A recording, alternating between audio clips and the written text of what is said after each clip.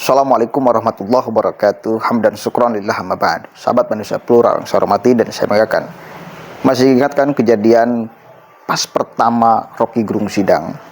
Lalu kemudian keluar dari Bareskrim dan disambut oleh cukup banyak orang. Lalu ada satu wanita yang heroik di sana, bahkan sampai terjadi mendorong Rocky Gerung. Setelah itu viral. Setelah itu kemudian wanita itu mendapatkan berbagai macam ancaman, klaimnya, ya. Lalu si wanita itu mau melaporkan ancaman yang kemudian masuk kepada dirinya. Nah, tadi ada insiden dihadang oleh sekelompok orang yang sangat brutal kalau saya lihat, langsung kemudian menyerang si wanita tersebut dan terjadi dorong-dorongan di sana. Keluar kata-kata yang luar biasa lah ya. Oke, kita lihat dulu nih ya videonya.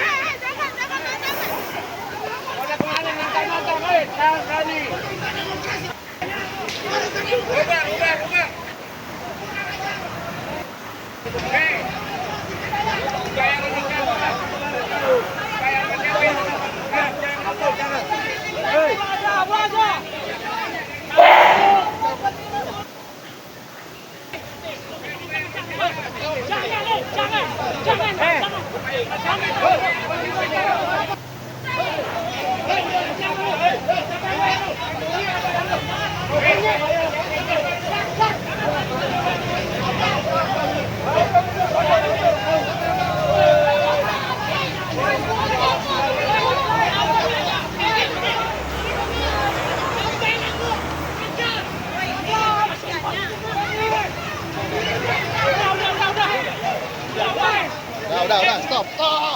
Nggak usah dorong, nggak usah dorong. Dorong. Kenapa dorong-dorong? Enggak. Dia dorong.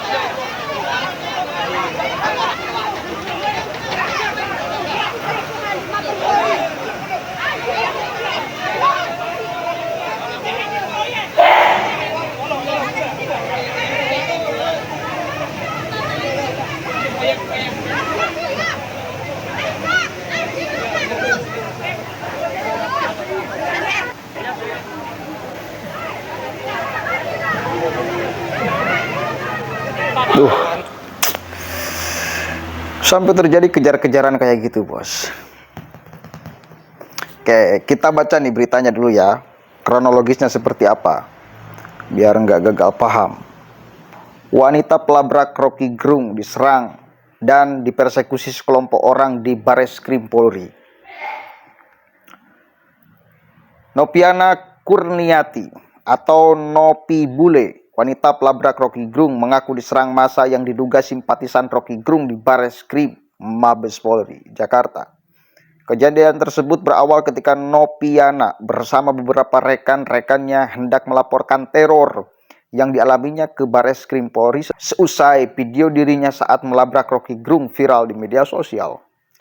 Saya bersama 5 rekan lainnya mendatangi Bareskrim untuk melaporkan aksi teror dan ancaman yang saya terima hingga tadi pagi, kata Nopi ya.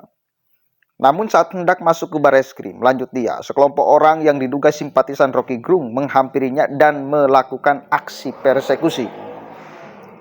Saya diserang dan dipersekusi oleh sekelompok orang yang diduga simpatisan Rocky Gerung. Namun beruntung saya dan beberapa rekan langsung diamankan polisi ke pos jaga, kata dia. Nopiana menyebutkan kedatangannya memang berbarengan dengan jadwal pemeriksaan Rocky Gerung oleh penyidik Bareskrim Mabes Polri. Tetapi keberadaannya di Mabes Polri untuk melaporkan aksi teror yang dialaminya. Dengan adanya aksi persekusi itu dan diduga dilakukan massa loyalis Rocky Gerung menjadi bukti pernyataan pengamat politik itu sudah memecah belah bangsa. Saya tidak akan pernah berhenti, akan terus mengawal kasusnya hingga tuntas. Rocky Gerung kembali mendatangi Bareskrim Polri untuk memenuhi panggilan terkait kasus ujaran kebencian terhadap Presiden Jokowi. Oke. Jadi siapa yang layak berpotensi disalahkan di sana? Di dalam kejadian itu. Yang layak berpotensi disalahkan siapa? Menurut saya itu adalah Rocky Gerung. Kenapa? Inilah impact-nya. Ketika ucapan tidak dihitung manfaat dan madorotnya,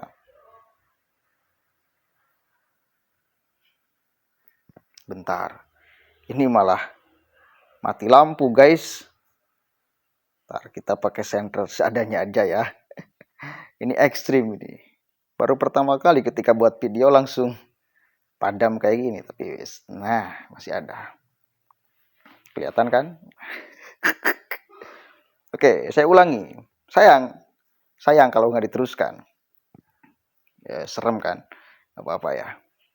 Satu kali lagi, yang berpotensi untuk kita salahkan, yang berpotensi ini adalah Rocky Gerung. Dia tidak menghitung impact ketika dia berbicara. Faktanya, impact-nya kayak gitu. Itu fakta. Jadi, dia menganggap, membayangkan bahwa semua masyarakat itu pikirannya seperti dia.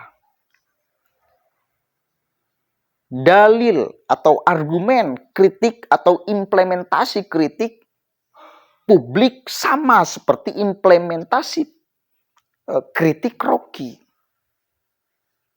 Sugesti kritik publik sama seperti sugesti kritik Rocky. Kan itu. Padahal faktanya enggak. Publik punya sugesti yang lain. Yang justru bertolak belakang dengan sugesti kritik Rocky.